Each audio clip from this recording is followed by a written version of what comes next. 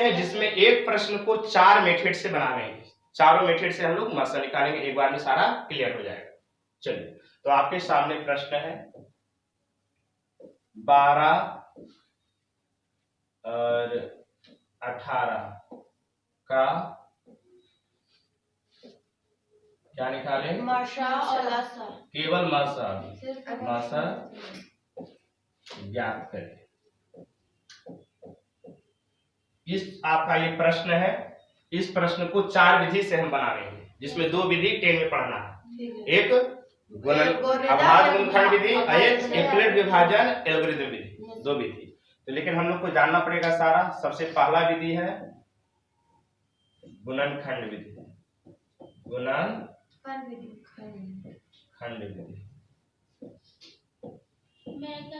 आ जाओ, सबसे पहला विधि क्या है? गुणनखंड विधि। तो 12 का सबसे पहले गुणनखंड करेंगे। क्या करेंगे? गुणनखंड। और उसके बाद 18 का गुणनखंड करेंगे, माने गुना करके खंड करते हैं। तो चलिए 12 को तोड़ेंगे तो 2 छक्के 12, 2 तिया 6। तो 12 का गुणनखंड हो गया 2 गुने 3।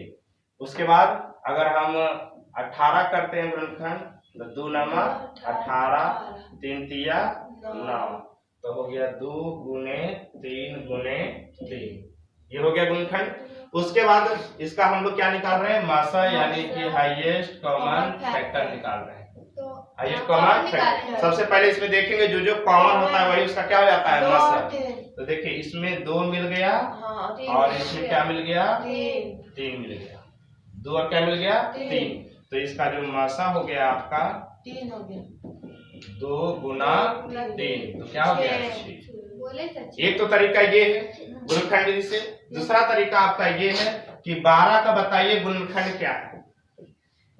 ये तो बचपन का विधि है, सॉल्व में बना लेते हैं, लेकिन ओरिजिनल तरीका ये है जो अभी बता रहे हैं, जो गुणनखंड विधि से। बताइए 12 का गुणनखंड कौन कौन है? 12 जिससे जिससे कटेगी वही गुणनखंड। तो 1 2 3 4 6 और 12 का गुणनखंड यही। उसके बाद कहेंगे 18 का गुणनखंड कौन? 18 किससे किससे कटता है? 1 2 3 6 9 18 हो गया। इसमें आप देखेंगे कि कॉमन कौन कौन, क्योंकि हाईएस्ट कॉमन फैक्टर। तो सबसे पहले कॉमन देख लो, उसका बाद बड़ा इसका फैक्टर है इसका। तो आपका कॉमन 1 है, आपका कॉमन 2 है, आपका कॉमन 3 है, आपका कॉमन 6 है। आप तो नहीं है इसमें कॉमन। तो 1 भी है, 2 भी है, 3 भी है, 6 भी है, लेकिन कह रहा है मासा में हाईएस्ट, बड़ा से बड़ा। कॉमन माने उभयनिष्ठ, फैक्टर माने गुणनखंड। इससे बड़ा उभयनिष्ठ गुणनखंड कौन है? 6 है। अर्थात ये मासा कितना हो गया? 6। ये ओरिजिनल विधि है गुणनखंड विधि। उसमें तो आप दोनों 2 भी लियो 3 भी। हाँ, वही तो बोल रहे हैं, इसी का ये शॉर्ट फॉर्म में हो गया। क्योंकि 2 भी मिला और 6। देखो जब 2 मिला और 3 मिला ना, तो इसका गुणन मेन ये देखो 12 के गुणनखंड है, ये गुणनखंड है, लेकिन 12 का और भी गुणनखंड है कि नहीं? ये गुना देखो 3 दूनी 6 दूनी 12 है, ये गुना करके खंड हुआ, और ये है काट करके खंड हुआ, जो उसका काटता है। तो मेन ओरिजिनल ये है, इसी को शॉर्ट फॉर्म में हम ऐसे भी बना सकते हैं। तो अब इतना करेंगे तो बहुत समस्या है कि नहीं? एग्जाम में कैसे लिखूंगा? तो एग्जाम में ये एवे नहीं करेगा। एग्जाम में आपको कहेगा ना कि 12 18 का क्या निकाले? मासा निकाले। केवल क्या कहेगा? मासा। तो आप ई विधिया से निकाल दीजिएगा, क्योंकि वहां तो ऑब्जेक्टिव आएगा। लेकिन कहेगा 12 और 18 का अभाज्य गुणनखंड विधि से मासा निकाले, तो वो अभी आगे। ये अभाज्य गुणनखंड विधि नहीं है, ये केवल गुणनखंड विधि है। ये बनाइएगा तो गलत हो जाएगा। ये केवल क्या है? गुणनखंड विधि, अभाज्य गुणनखंड विधि नहीं है। तो चलिए अगला विधि बता रहे हैं अभाज्य। ये केवल है गुणनखंड विधि। हाँ, दोनों वही है, खाली इसी का ये शॉर्ट फॉर्म है। इसी का हाँ, ये कहेगा ना गुणनखंड विधि से क्या निकाले? मासा निकाले। ये शॉर्ट विधि है। आप इसको ऐसे भी बना सकते हैं, इसको ऐसे भी बना सकते हैं। समझ में आया कि नहीं आया? आ गया, चलो ठीक है। चलो तो अगला विधि हम लोग चल रहे हैं।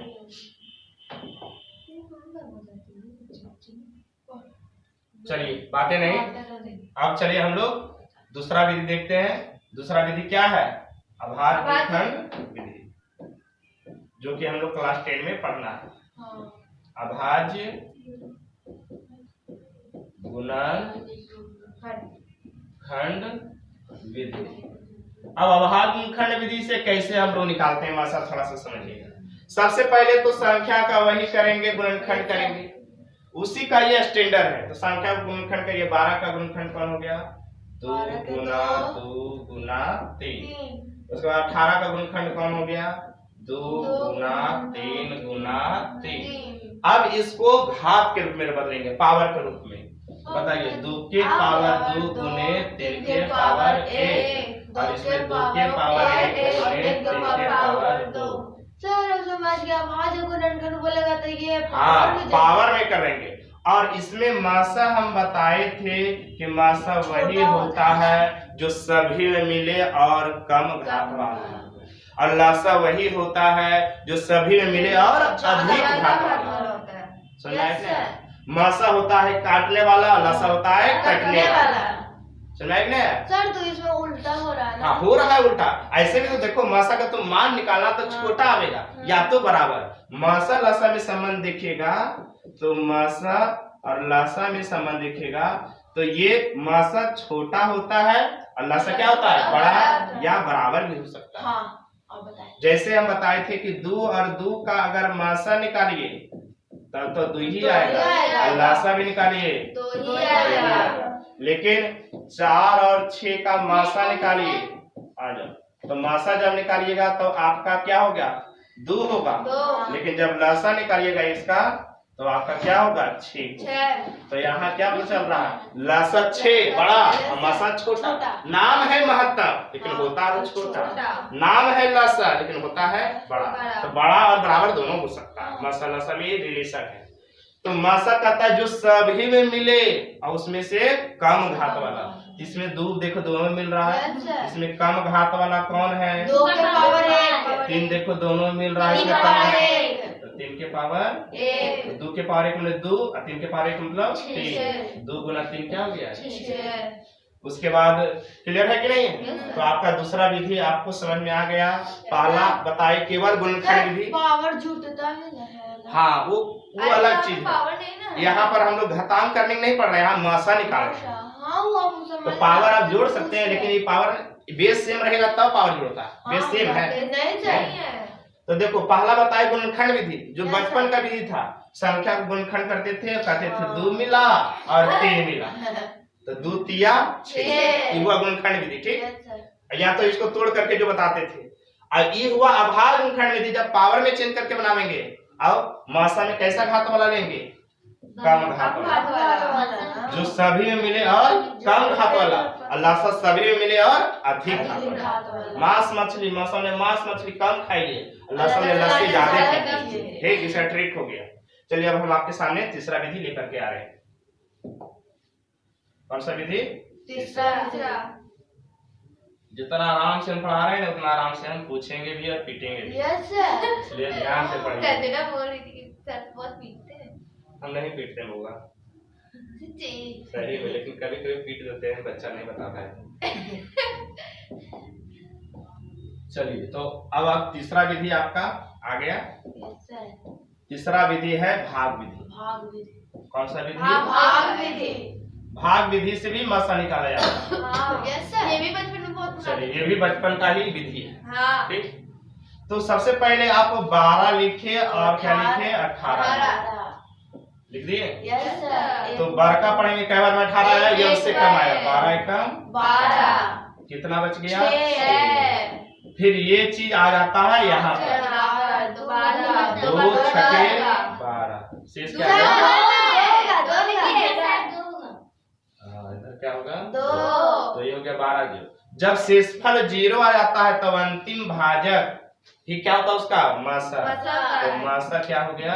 6। ये पहला चरण, ये दूसरा चरण। पहला चरण है, ये दूसरा चरण। और ये चरण तब तक चलते रहता है जब तक कि शेषफल 0 ना आए। जब अंतिम शेषफल 0 आ जाता है तो इसका अंतिम भाजक क्या होता है? मासा। इस विधि कहते हैं ये भाग विधि पर, माने विभाजन विधि से मासा निकाले। आता है, लेकिन इसी का स्टैंडर्ड है इक्विलेट विभाजन, वही है अंतिम विधि बताते हैं आपको। समझ में आ गया ना? Yes sir. कोई दिक्कत नहीं है। नहीं। आर जीरो आ जाता है तो अंतिम भाजक, भाजक में जिसे भाग देते हैं वही क्या है उसका मसा। चलिए अब इसी को स्टैंडर्ड हम कर रहे हैं कैवा विधि, चौथा विधि, जिसका नाम है यूक्लिड विभाजन एल्गोरिदम। यूक्लिड विभाजन एल्गोरिदम।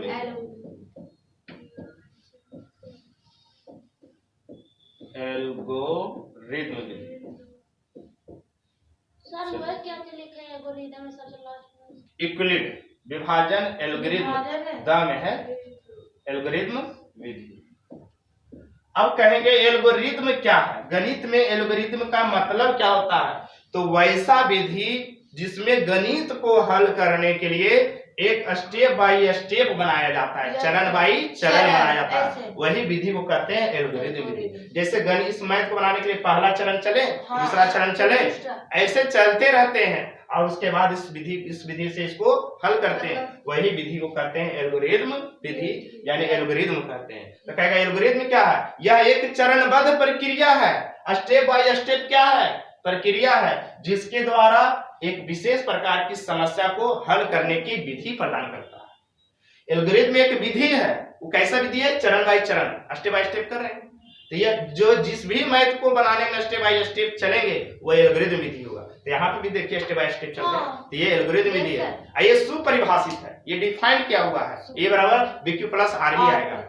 अब होगा इसमें समझो कैसे बनाते हैं। इसमें आपका संख्या एक 12 है, एक क्या है? 18 है। इसमें 18 बड़ा है और 12 क्या है? छोटा है। सबसे पहले बड़ा छोटा पहचान लेते हैं। इसमें जो बड़ा होता है उसको A मानते हैं और जो छोटा होता है उसको B मानते हैं। तो A का मान 18, B का मान 2। कहेगा इक्वलिट 12। अच्छा ये हो गया 12। हाँ तो इक्वलिट विभाजन एल्गोरिदम विधि अब क्या है? एल्गोरिदम समझ गए, चरणबद्ध प्रक्रिया होता है, ऐसा विधि जिसमें चरण बाय चरण मैथ को सॉल्व करने के लिए स्टेप बाय स्टेप बनाते हैं। लेकिन पूरा अगर कहेगा तो यूक्लिड ने विभाजन के द्वारा एक एल्गोरिदम दिया और एक विधि दिया जिसके द्वारा कहता है, कैसा विधि है? ये कोई भी केवल दो धन पूर्णांक के मसा निकालने का विधि दिया। जो लास्ट में जीरो, तो कहता है क्या हमें कि यूक्लिड विभाजन एल्गोरिदम से क्या निकाला जाता है? तो आपका जवाब होना चाहिए केवल 2 धन पूर्णांक का मसा, केवल 2 धन पूर्णांक का। और इसी को दूसरा भाषा में कहते हैं हाँ कलन विधि। कौन सा विधि? कलन। कौन सा विधि? कलन विधि। और एग्जाम में पूछा हुआ है कि कलन विधि कहेगा यूक्लिड विभाजन एल्गोरिदम से क्या निकाला जाता है? तो कहेगा केवल 2 संख्या का मसा। लेकिन कहेगा अभाज्य गुणनखंड विधि से क्या निकाला जाता है? तो 2 या 2 से अधिक संख्या का मसा भी निकाल सकते हैं और लसा भी। बात को समझिए। यहाँ यूक्लिड विभाजन अभाज्य गुणनखंड विधि से निकालते थे ना, उससे मासा भी निकाल सकते हैं और उसमें कोई जरूरी निकाल सकते हैं क्या चीज? अब ये भी है कि 2 ही संख्या का नहीं, 2 या 2 से अधिक संख्या भी मासा और लसा निकाल सकते हैं। लेकिन ये स्पेशलिस्ट विधि है जिसमें केवल 2 ही संख्या का मासा निकाल सकते हैं। अब केवल और केवल मासा ही, लसा नहीं। अगर ये बात नहीं दे करके कह देगा कि कलन विधि से 12 और 18 का मासा निकालिए, तो बउआ वही समझना है कि कलन विधि ही यूक्लिड विभाजन एल्गोरिदम विधि है। सुनाया? इसी का दूसरा नाम यूक्लिड विभाजन एल्गोरिदम विधि की क्या नाम है? कलन विधि। तो सबसे पहले इसमें बड़ा को A और छोटा को B मानते हैं। यहाँ तक कोई दिक्कत नहीं सर? चलो अब यहाँ पर यूज होता है यूक्लिड विभाजन प्रमेय का। एल्गोरिदम तो प्रक्रिया है, स्टेप बाय स्टेप जो कर रहे हैं ना यही एल्गोरिदम है, लेकिन इसके अंदर यूज होता है यूक्लिड विभाजन। बता देते हैं अब यूक्लिड विभाजन बताते हैं, सब बता देंगे। विभाजन प्रमेयिका से तो यूक्लिड विभाजन प्रमेयिका क्या है? कुछ नहीं है बउआ, A बराबर BQ प्लस R है। A बराबर BQ प्लस R। A जहाँ भाज, A जहाँ क्या होता है? A बराबर BQ प्लस R, यही है यूक्लिड विभाजन प्रमेयिका, जिसमें A क्या है? भाज्य, B क्या है? भाजक, और Q क्या है? भागफल, और R क्या है? शेष। क्या है? शेषफल। सुनाया? तो बताइए ये बीचे में होता है भाज्य, क्या होता है, भाज्य, और इस साइड में होता है भाजक, और इधर होता है भागफल। नीचे होता है शेषफल। क्या होता है, भागफल। और ये क्या होता है, शेषफल। नीचे क्या होता है, शेषफल।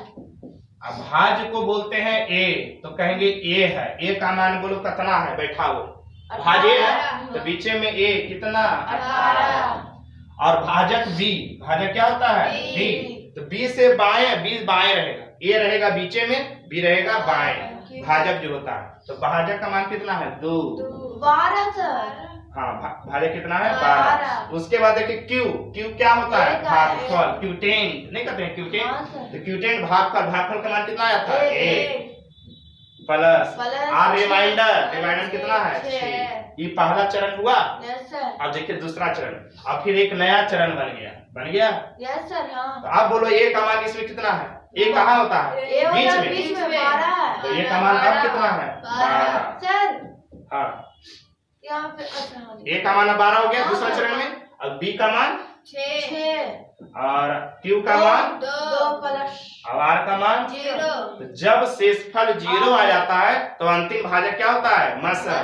तो लिखेंगे यहाँ आर बराबर क्या है, 0, इसलिए मसा क्या होगा, बी भाजक। भाजक कितना है, 6। सुनाया।